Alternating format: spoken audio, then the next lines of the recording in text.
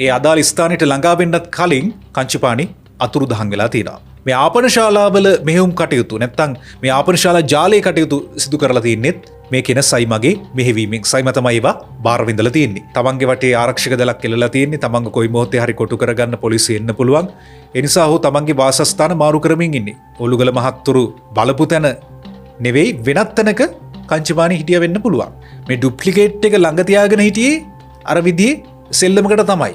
මේ සයිම වගේ අය කංචිපානි වගේ අය හිට අනිද්දට ඇල්ටු ධර්මලා වෙන්න පුළුවන්, කුඩු අංචුලා වෙන්න පුළුවන්, කුඩු සලිඳුලා වෙන්න පුළුවන්. මේ කවුරු අත්තරංගුවට ගත්තත් ඔවුන්ට එරෙහිව නීතිය ක්‍රියාත්මක කිරීමේදී තියෙන මේ හිඩස් ටික සම්පූර්ණ කරගත යුතු වෙනවා.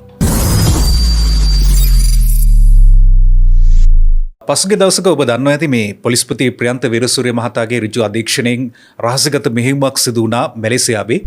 රොහන් ඕලුගල පලාණු දූෂණ මර්දන ප්‍රහාරක බලකායේ අධ්‍යක්ෂකතුමා තමයි මේ මැලේසියානු සංචාරයට එකතු වෙන්නේ, මේ රහසිගත මෙහෙයුමට එකතු වෙන්නේ. ඉන් අනතුරු අපිට වාර්තා වෙනවා ඔහු ඒ විදිහට යන්නේ කංචිපානිව අරන් එන්න කියලා. නමුත් කංචිපානි බේරිලා ගිහින් තිනවා. තව පැත්තකින් කංචිපානිගේ හොඳම ගෝලයා මූල්‍ය කටයුතු බෙහෙවන කෙනා රත්මලානේ සයිමා ඔහු අත්අඩංගුවට ගන්නවා. මේ වෙනකොට තොරතුරු වාර්තා වෙන ආකාරයට පොලිස් කණ්ඩායම් කිහිපයක් කංචිපානි හැංගිලා ඉන්න තැනක් හොයාගෙන ඒ ස්ථානයට ගිහින් තිනවා. මේ රොහන් ඕලුගල මහතා ඇතුළු කණ්ඩායම. නමුත් ඒ අදාළ ස්ථානයට ළඟා වෙන්නත් කලින් කංචිපානි අතුරුදහන් වෙලා තියෙනවා.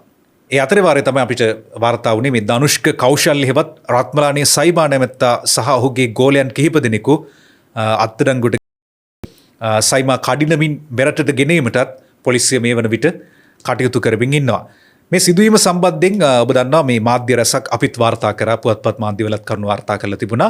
නමුත් එතනදී මේ වාර්තා කරලා තිබුණේ මේ රත්මලානේ රොහා අත්අඩංගුවට ගත්ත කියලා ඇතැම් මාධ්‍ය වාර්තා කරලා තිබුණා. රත්මලානේ රොහා නෙවෙයි අතරම මේ රත්මලානේ රොහාගේ නම ඔය කියවෙන්නේ ඔය කුඩු අංචු ඇල්ටෝ ධර්මලාගේ යම් ගැටුම්කාරී තත්ත්වයන් එක්කනේ. ඒ කාලේ 2020 අවුරුද්දේ තමයි ඇත්තටම රත්මලානේ රොහා ඝාතනයට ලක් වෙන්නේ. ඒ නිසා ගොඩක් මේ රත්මලානේ රොහා කියලා මේක වරද්දගෙන තිබුණා. ඇතැම් පිරිස් සඳහන් කළ තිබුණේ මේ රත්මලානේ රොහා තමයි අත්අඩංගුවට ගත්ත ප්‍රධාන සැකකරු සහ මේ කංචිපානිගේ සමීපතමයා කියලා.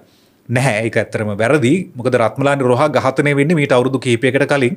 මේ රොහාගේ ඝාතනය සමරමින් ඔබට මතක ඇති ඔය කුඩු අංචු ඔහුගේ සමාජ මාධ්‍ය ගිණුමටත් යම් පළකිරීම් එකතු කරලා තිබුණා. ඇත්තට මේ කියන රොහා ඝාතනය වුණේ කොච්චිකඩි ප්‍රදේශයේදී ඉන්දියාවට පලා යාමට තැත් කිරීමකදී පොලිසිය සමග ඇති වූ වෙඩිහුවමාරුවකින් තමයි ඔහු ජීවිතක්ෂයට වුණේ. මේ වෙඩිහුවමාරුව ගැනත් යම් කතන්දර තියෙනවා. දැන් අත්තරම ඉන්නේ කුඩු අංචුගේ ගෝලයෙක් වන සයිමා. මේ කියන සයිමා මීට අවුරුදු 10කට කලින් තමයි මැලේසියාවට පනින්නේ. ඔහු මැලේසියාවට පැනලා ඔය ප්‍රංශයේ දැන් ඉන්න කුඩු අංචු එහෙම නැත්නම් අමල්ගේ සමීපතමෙක් විදිහට කටයුතු කරනවා. අංජු තමන්ව ඝාතනය කරන්න සැලසුම් කරන බවට කංචිපානි ඉම්රාන්ගෙන් ලැබුණු තොරතුරක් අනුව තමයි මේ සයිමා කියන පාතාල සමාජිකයා අංජුගෙන් වෙන් වෙලා ඉම්රාන්ගේ කඳවුරට එකතු වෙන්නේ. ඊළඟට තමයි අපි අර කිව්වා වගේම ඉම්රාන්ගේ මූල්‍ය පරිපාලනය, උන්ඩියල් ක්‍රමයට බැංකු ගිණුම් වලට මුදල් යොමු කිරීම, මුදල් විශුද්ධීකරණ ක්‍රියාවලිය, සමාජ මාධ්‍ය මෙහෙයුම්, මේ සියලු කටයුතු කාරණා සිද්ධ කරන්නේ ඔහු.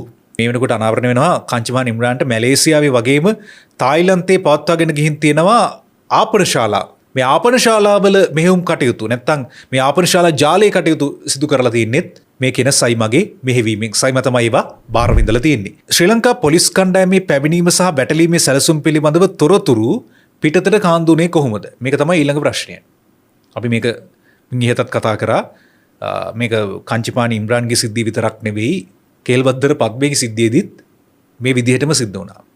මොකද කේල්බද්දර පද්මේටත් තොරතුරක් ලැබිලා තිබුණා. ඒක නම් ලංකාවෙන් ඒ තොරතුරු ගියා කියන කාරණාව තමයි සඳහන් වුණේ.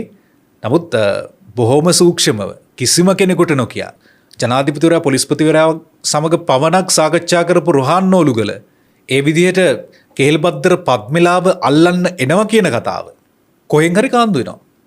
කොහෙන් හරි දැනගෙන තියෙනවා. ඔන්නෝක තමයි අවුල.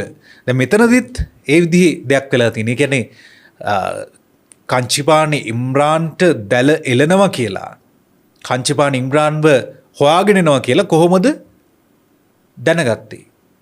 අන්න ඒ ප්‍රශ්නය තියෙනවා.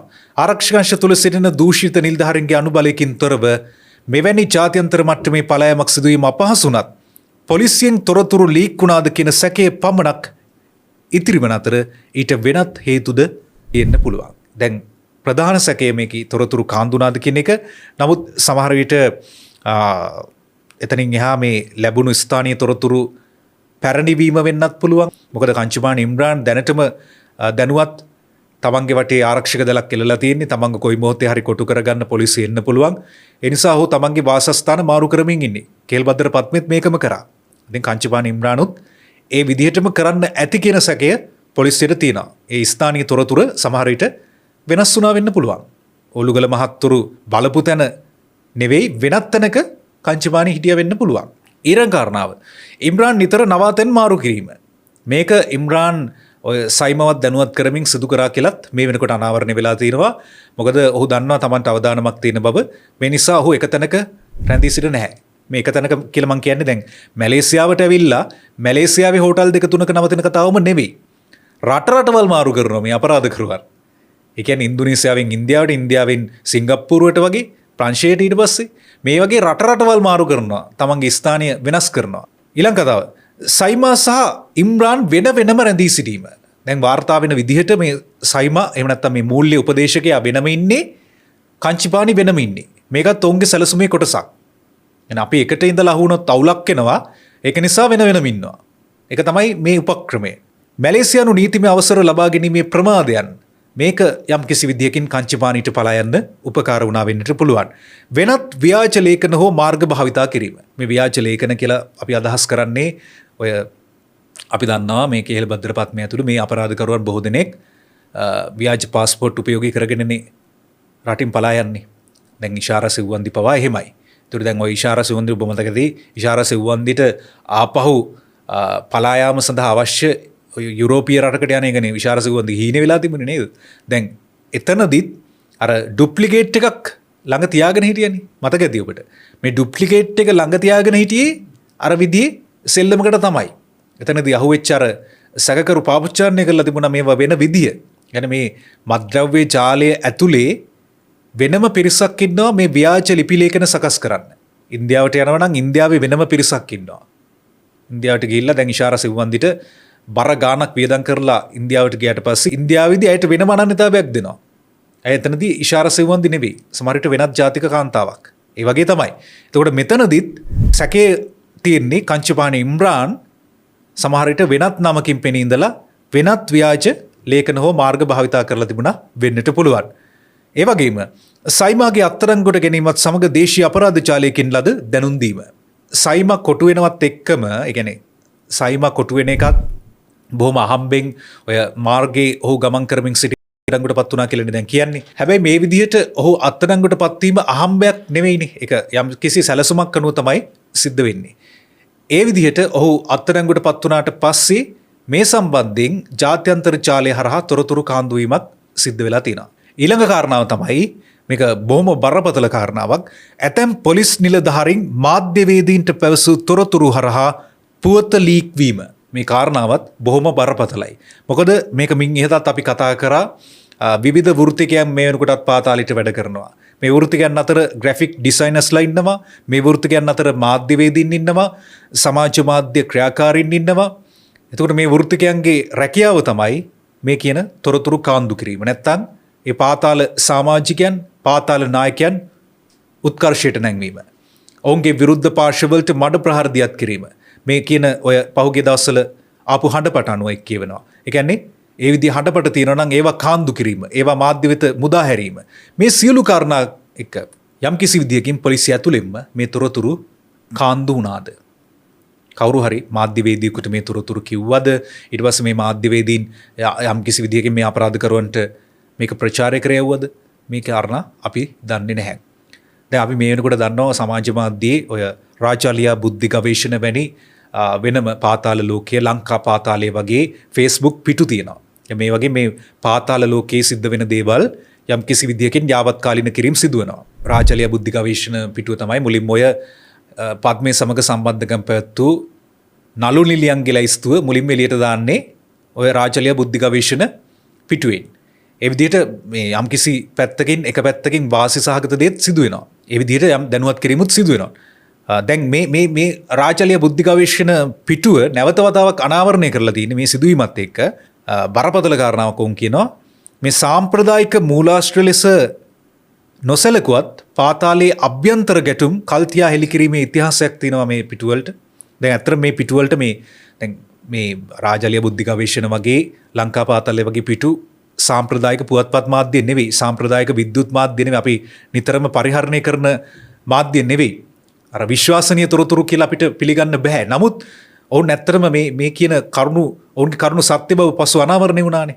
එතකොට මේ වගේ තත්ත්වයක් තුළ මේ සිදුවීම සම්බන්ධනොත් ඔවුන් යම් කරුණු කාරණා අනාවරණය කරලා තියෙනවා මේ සමාජ මාධ්‍ය පළ කිරීම මගින්. ඔවුන් එතනදි කියන්නේ මැලේසියාවේදී කංචිපාන ඉම්රාන් සහ උනාකුරු ශාන්ත තුළු පිරිසක් වත්මන් ජනාධිපති අනුර කුමාර දිසානායක ඝාතනය කිරීමේ කුමන්ත්‍රණකාරී සාකච්ඡාවක් පැවැත්වීමට සූදානම් වූ අතර ඒ සාකච්ඡාවට පහසුකම් සපයත්තේද සයිමා විසින් බවයි. ජාතික ආරක්ෂාවට තර්ජනයක් වන මේ චෝදනාව සම්බන්ධයෙන් සයිමාගෙන් දැඩි ලෙස ප්‍රශ්න කර පොළොල් විමර්ශනයක් පැවැත්වීම අත්‍යවශ්‍ය කාරණාවක් බවට පත් වෙනවා. මේ කුමන්ත්‍රණකාරී වැඩපිළිවෙල ගැන මින් ඉහතත් කතාබහට ලක් වුණා ඔබට මතක ඇති.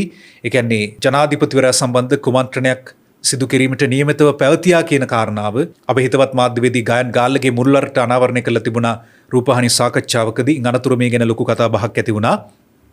ඒ වගේම දැන් මේ වෙනකොට වාර්තා වෙනවා මේ සයිමා අපරාධකරුවෙක් විතරක් නෙවෙයි.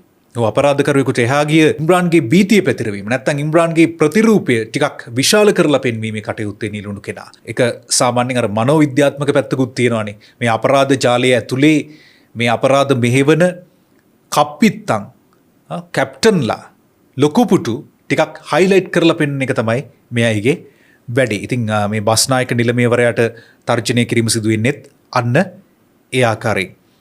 ඇත්තටම මේ වෙලාවේ අනිවාර්යයෙන්ම සඳහන් කළ යුතුමයි. දැන් මෙතන මුදල් විශුද්ධීකරණය සම්බන්ධ සිදුවීම් එළියට එනවා. ඊළඟට උන්ඩියල් ක්‍රමයට මුදල් ලබා දීලා තිනවා. ඒ මුදල් ලබා දීලා තියෙන්නේ කාටද? පොලිසිය ඇතුලේ හිටපු පිරිසක්ද? නීතිඥවරු ඉන්නවා. අපි විශ්වාස කරනවා අපේම වෘත්තයේ දෙන පිරිස් ඉන්නවා. ඉතින් මේ සම්බන්ධයෙන් පුළුල් විමර්ශන පැවැත්විය යුතු වෙනවා. මම හිතන්නේ ඒ තොරතුරු නුදුරේදීම අනාවරණය වෙයි. ඒ විතරක් නෙවෙයි වසර 10කට පෙර සිදු වෙච්ච නානුවය සජී ඝාතනය, කෑගල්ල සහ පොල්ගහවෙල හරහා සිදු කළ අයිස්මත් ද්‍රව්‍ය බෙදා හැරීම සම්බන්ධයෙන්, ගුවන් තොටුපළ හරහා කුෂ්මත් ද්‍රව්‍ය ගෙනීම සම්බන්ධයෙන්, ගුවන් තොටුපළ හරහාම කොකේන් මත් ද්‍රව්‍ය ගෙනීම සම්බන්ධයෙන් මේ සිදුවීම් සම්බන්ධයෙන් සයිමාගෙන් ප්‍රශ්න කිරීමට නියමිතයි. ඒ සම්බන්ධයෙන් තොරතුරු ලබා ගැනීම අත්‍යවශ්‍ය වෙනවා. පාතාල සමාජිකයන් අත්අඩංගුවට පත් වූ පසු ඔවුන් කළ මුල් අපරාධවලට නීතිය ක්‍රියාත්මක වීම අඩුවෙන් සිදුවන බවට පවතින චෝදනා හමුවේ මේ විමර්ශන විධිමත්ව සිදු විය යුතුයි. දැන් අපි දන්නවා හරක් කටාගේ චෝදනාව. දැන් හරක් කටාට එල්ලවන එකම චෝදනාව තමයි මේ CIDෙන් පලා යාමට ඔහු සූදානම් වුණා කියන කතාව. ඒ සම්බන්ධ චෝදනාවත් අභියෝගයකට ලක් වුණා පසුගිය දවසක. නමුත් කියන්නේ කොහොමද? මහා පරිමාණ මත්ද්‍රව්‍ය චාවාරම්කරුවෙක් බවට. කේල්බද්දර පද්මේ මහා පරිමාණ මත්ද්‍රව්‍ය චාවාරම්කරුවෙක් බවට. එතකොට මාකදුරේ මදුෂ්කනත් ওই දෙයම කියවුණා.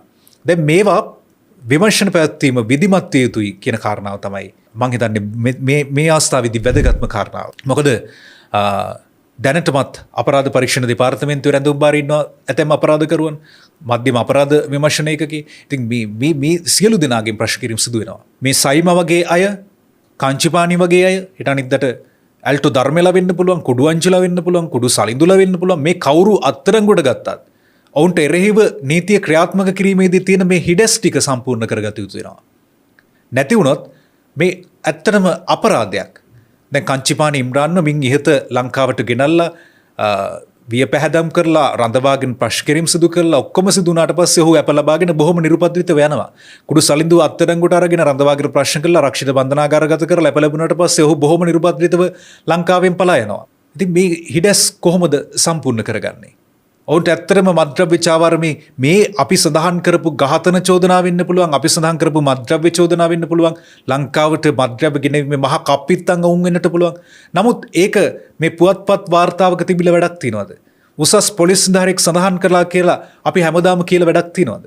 එතනින් එහාට ඔවුන්ට එරෙහිව විධිමත්ව මේ හිඩස් පුරවලා විධිමත්ව මේ විමර්ශන සිදු විය යුතු වෙනවා.